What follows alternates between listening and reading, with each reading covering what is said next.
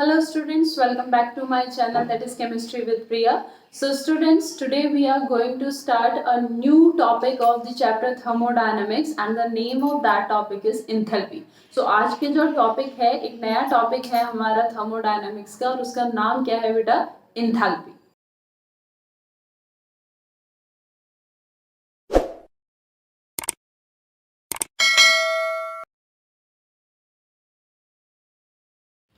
जब भी हम कोई टॉपिक स्टार्ट करते हैं बेटा, तो वो टॉपिक में आपका सबसे पहले हमने क्या पढ़ना पड़ता है? सबसे पहले हमने उसका बेस क्लियर करना पड़ता है कि वो एक्चुअल में है क्या. तो आज का जो हमारा वीडियो है वो इसी बेसिस पे है कि हम ये पढ़ेंगे कि ये जो टर्म इंट्रोड्यूस हुआ है एंथैल्पी, इसका मतलब क्या है. ठीक है, उसके बाद हम इसके आगे डिटेल में जाएंगे, न्यूमेरिकल्स करेंगे. लेकिन आज की वीडियो में हम ये समझने की कोशिश करेंगे कि ये जो एंथैल्पी टर्म है इसका मतलब क्या है. अब देखो, फर्स्ट लॉ ऑफ थर्मोडायनेमिक्स अगर आप लोग पढ़ चुके हैं, ठीक है, जो बच्चे मेरे चैनल को फॉलो कर रहे हैं तो उन्होंने तो पढ़ लिया होगा. ठीक है, तो फर्स्ट लॉ ऑफ थर्मोडायनेमिक्स के अकॉर्डिंग जो मैथमेटिकल एक्सप्रेशन है वो क्या है बेटा? Q is equal to delta U plus P delta V. ये according to first law of thermodynamics है, that is Q is equal to delta U plus P delta V. अब अगर हम कोई रिएक्शन कर रहे हैं एट कांस्टेंट वॉल्यूम, ठीक है, हमारी कोई रिएक्शन है, जो रिएक्शन कहाँ हो रही है? कांस्टेंट वॉल्यूम पे हो रही है. कांस्टेंट वॉल्यूम पे हो रही है कहने का मतलब क्या होगा? थ्रू आउट द प्रोसेस जो वॉल्यूम होगी वो चेंज नहीं होगी, यानी कि V1 और V2, ये डेल्टा V है ना, डेल्टा V का मतलब क्या है? V2 minus V1. तो V2 माइनस V1 यहाँ पे क्या होगा? इक्वल होगा, और इक्वल होगा तो वो वैल्यू जीरो आएगी, यानी P डेल्टा V मेरा क्या आएगा? जीरो आएगा. यानी कांस्टेंट वॉल्यूम पे according to first law of thermodynamics Q is equal to क्या हो जाएगा? Delta U. और इसके नीचे मैं क्या लिख देती हूँ? QV.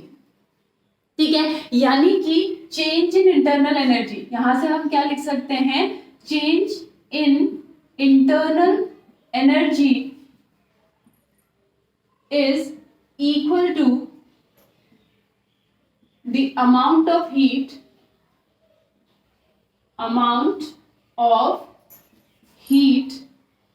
evolved or absorbed at constant pressure, at constant volume. Constant volume पे जितना अमाउंट ऑफ हीट इवॉल्व होगी या जितना अमाउंट ऑफ हीट एब्जॉर्ब होगी, वो किसकी वैल्यू निकलेगी? Change in internal energy. ठीक है, लेकिन अगर रिएक्शन कांस्टेंट वॉल्यूम पे ना होके किस पे हो रही है? कांस्टेंट प्रेशर पे हो रही है. ठीक है, अगर हमारी जो रिएक्शन है वो कांस्टेंट वॉल्यूम पे नहीं हो रही है, कांस्टेंट प्रेशर पे हो रही है, तो यानी ऑब्वियस ही बात है वॉल्यूम चेंज होगा. वॉल्यूम चेंज होगा तो डेल्टा V की वैल्यू यहाँ पे जीरो नहीं आएगी. डेल्टा V की जीरो वैल्यू नहीं आएगी तो जो रिएक्शन है वो क्या रहेगी? हमारी जैसी है वैसी रहेगी, that is Q is equal to delta U plus P delta V. ये कब है हमारा? At constant pressure. ये हमारे कांस्टेंट प्रेशर की बात हो रही है. ठीक है, अब इसमें जो डेल्टा U है बेटा, इस डेल्टा U को मैं क्या लिख सकती हूँ? U2 minus U1. डेल्टा वही हुआ ना, चेंज इन इंटरनल एनर्जी क्या है? Final internal energy minus initial internal energy. तो फाइनल इंटरनल एनर्जी मैंने क्या मान ली? U2. इनिशियल इंटरनल एनर्जी मैंने क्या मान ली? U1. तो डेल्टा U हो गया U2 माइनस U1. और similarly delta V is equal to क्या हो गया मेरा? V2 minus V1. तो अब अगर इस इक्वेशन में मैं ये चीज रखूं तो Q इज इक्वल टू क्या आ गया मेरा?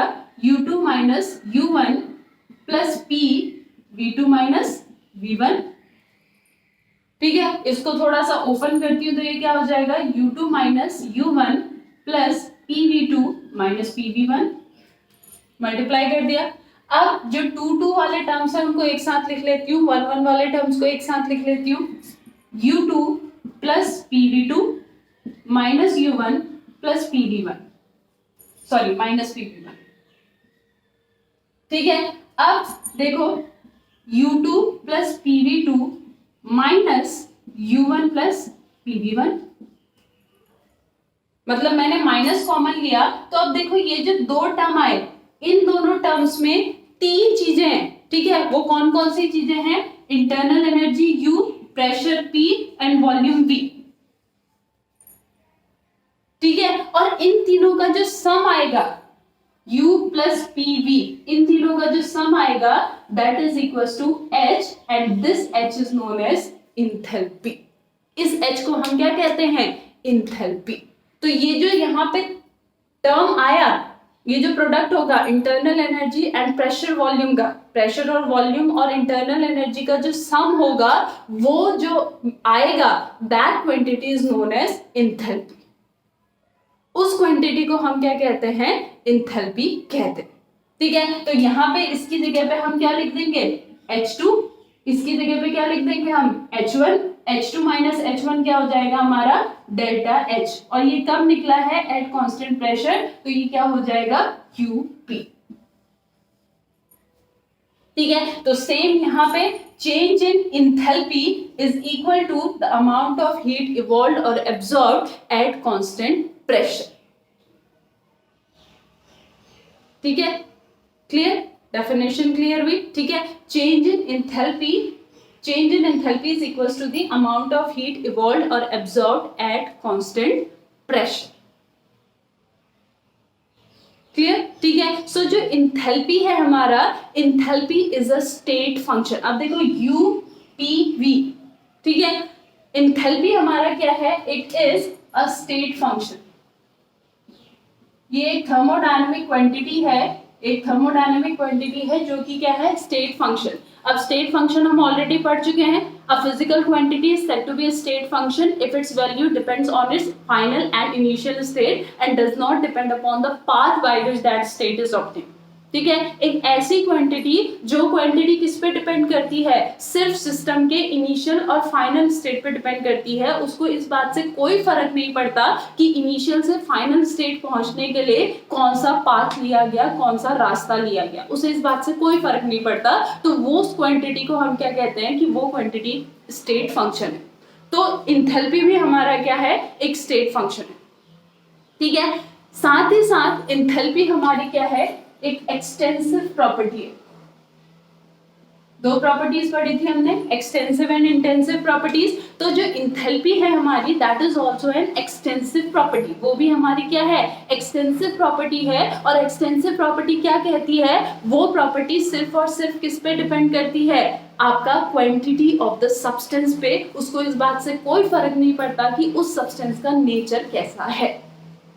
ठीक है, मतलब अलग अलग नेचर के सब्सटेंस है, उनकी क्वांटिटी सेम है तो उनकी इंथैल्पी भी क्या होगी? सेम। क्लियर? तो इंथैल्पी आपका क्या है? Enthalpy is a thermodynamic quantity which is the summation of, which is the addition of the internal energy and pressure volume. ये है। ठीक है, चेंज इन इंटरनल एनर्जी क्या है? Change in internal energy is equal to the amount of heat evolved और absorbed at constant pressure. वो change in enthalpy है। ठीक है, थर्ड इंथैल्पी हमारा क्या है? एक स्टेट फंक्शन है, क्योंकि ये सिर्फ किस पे डिपेंड करती है? इनिशियल और फाइनल स्टेट पे डिपेंड करती है, आपके पाथ पे डिपेंड नहीं करती। फोर्थ इंथैल्पी हमारी एक एक्सटेंसिव प्रॉपर्टी है जो सिर्फ किस बात पे डिपेंड करती है? क्वांटिटी ऑफ द सब्सटेंस पे डिपेंड करती है, नेचर ऑफ द सब्सटेंस पे डिपेंड नहीं करती। नेक्स्ट थिंग बेटा, आपका यहाँ पे देखो इंटरनल एनर्जी के थ्रू हमने क्या किया है? आपका इंथैल्पी का यहाँ पे डिराइव किया है, इंथैल्पी को हमने डिराइव किया। ठीक है, तो जो हमारा इंटरनल एनर्जी है और जो हमारा इंथैल्पी है, ठीक है, इनमें कुछ पॉइंट्स आपके क्या होते हैं? कोरिलेट होते हैं, जिनको ध्यान रखना आपके लिए बहुत ज्यादा क्या है? जरूरी है। ठीक है, अब इनमें जो मेन पॉइंट्स आप लोगों ने ध्यान रखने हैं वो क्या रखने हैं बेटा? वो रखने हैं फर्स्ट थिंग कि दोनों के दोनों, यानी कि आपका जो इंटरनल एनर्जी है और जो इंथैल्पी है, दोनों के दोनों की जो एग्जैक्ट वैल्यू है वो कैलकुलेट कर पाना क्या है? डिफिकल्ट है। ठीक है, इसीलिए हम दोनों का क्या कैलकुलेट करते हैं? Change in internal energy and change in enthalpy. Internal energy में पढ़ा था हमने कि हमारी बॉडी के अंदर बहुत सारी ऐसी एनर्जीज होता है जिनका एक्यूरेट वैल्यू कैलकुलेट कर पाना थोड़ा सा क्या होता है? डिफिकल्ट होता है। ठीक है, तो इसलिए हम वहाँ पे क्या करते हैं? Change in internal energy find out करते हैं। तो इंथैल्पी में भी सेम केस है कि इंथैल्पी की एक्यूरेट वैल्यू कैलकुलेट कर पाना क्या होता है? डिफिकल्ट होता है। तो दोनों के दोनों में हम क्या कैलकुलेट करते हैं? इनका चेंज कैलकुलेट करते हैं। ठीक है। सेकेंड थिंग, जो आपका इंटरनल एनर्जी है एंड जो इंथैल्पी है, दोनों के दोनों मेरे क्या है, स्टेट फंक्शन है, बोथ आर स्टेट फंक्शन। ठीक है। Third thing, both are extensive property, दोनों के दोनों क्या है, एक्सटेंसिव प्रॉपर्टी है, यानी दोनों के दोनों किस बात पे डिपेंड करते हैं, क्वांटिटी ऑफ द सब्सटेंस पे डिपेंड करते हैं, नेचर ऑफ द सब्सटेंस पे डिपेंड नहीं करते। ठीक है। नेक्स्ट थिंग, जो फोर्थ पॉइंट आएगा, अगर हम किसी साइक्लिक प्रोसेस की बात करें, ठीक है, साइक्लिक प्रोसेस कहने का मतलब क्या है, जिस पॉइंट से आपने वो रिएक्शन स्टार्ट की है उसी पॉइंट पे आप वापस आ गए, that is a cyclic process. ठीक है। अगर हम किसी साइक्लिक प्रोसेस की बात कर रहे हैं तो in that cyclic process both delta H and delta U, ये दोनों के दोनों क्या होंगे, जीरो। साइक्लिक प्रोसेस में इन दोनों की वैल्यूज हमारी क्या होगी, आपकी जीरो। ठीक है। नेक्स्ट, आपका जो डेल्टा एच है वो क्या आएगा, हीट इवॉल्व्ड और एब्जॉर्ब्ड एट कांस्टेंट प्रेशर, और डेल्टा यू क्या आएगा, हीट इवॉल्व्ड और एब्जॉर्ब्ड एट कांस्टेंट वॉल्यूम। तो ये क्या है, इनका, इन दोनों का क्या है बेटा, कंपैरिजन। क्यों कंपेयर किया, क्योंकि हमने इंटरनल एनर्जी के थ्रू ही आपका क्या डिराइव किया है, आपका इंथैल्पी डिराइव करा है, क्योंकि इंथैल्पी भी बेसिकली क्या है बेटा, एक हमारी इंटरनल एनर्जी का टाइप ही है। ठीक है, इंटरनल एनर्जी का एक टाइप ही है जो आपका हीट में आपका कन्वर्ट होने की टेंडेंसी रख रही है एट कांस्टेंट प्रेशर। ठीक है, दैट्स व्हाई हमने इन दोनों को यहाँ पे क्या किया है, कंपेयर किया।